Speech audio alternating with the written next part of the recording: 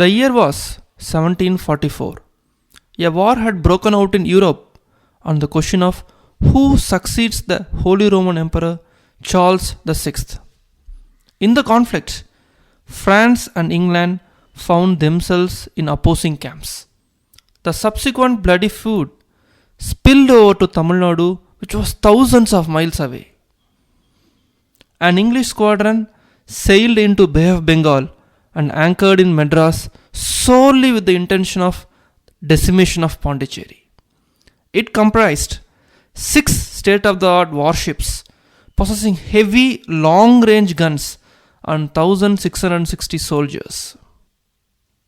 In this desperate situation, French Governor General Joseph Francois Dupleix turned to the Nawab of Carnatic, Anwaruddin Khan, for help.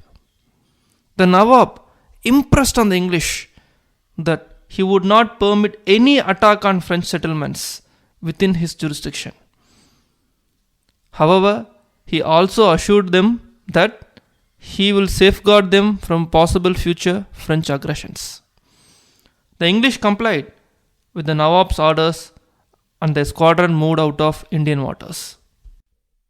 On June 1st, 1746, a French squadron commanded by the governor of the islands of Mauritius and Reunion, Bertrand Francois Mahe de la Bourdonnais, commenced its sail for Pondicherry.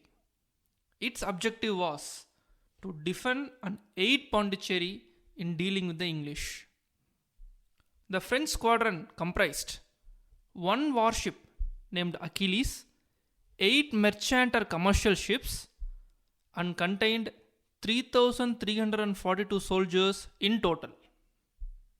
Apart from Achilles, all other commercial ships had only light and short range guns. So, in terms of firepower, the French squadron was much weaker than the English squadron. However, the English squadron had the ability to cause terrible destruction among the French ships with its heavy and long range guns. The English squadron returned to Bay of Bengal, anchored at Fort St. David in Kadalur, and awaited the arrival of the French squadron in order to obliterate them. On receiving intelligence that the French squadron had passed Tirukonamalai in Ceylon and cruising towards Pondicherry, Peyton, the commander of the English, sailed his squadron south to intercept them. On the early morning of July 6, 1746, both the squadrons sighted each other near the coast of Nagapattinam. The wind was on the side of English. The English wanted the French to be in their gunning range so that they can demolish the French squadron with their heavy long-range guns. But the French, having short-range and light guns, wanted to get very close to the English ships, board them and defeat them in hand-to-hand combat using the numerical superiority of their soldiers. But Commander Peyton maneuvered in such a way that English ships were never too close to their French counterparts. He steadfastly denied the French their advantage. Around 4:30 p.m. in the evening, the English succeeded in making the French fall under their gunning range. The English rained cannonballs on the French from their long-range heavy guns. The French squadron was under devastating fire, and the damage of the ships were becoming serious with time. Only their flagship Achilles retaliated against the English with its own heavy guns. Even its impact was relatively low. It caused leakage in only one English ship and no serious damage in others. However, La Bourdonnais used the Achilles to draw the attention of all the English ships and helped his other ships to retreat and save themselves from complete destruction. The English did not pursue the retreating French as night had started to fall. The losses on each side were English dead 14, wounded 46, damage to ships. One ship got leaky, others got light damages. On the French side, dead 27, wounded 53, damage to ships.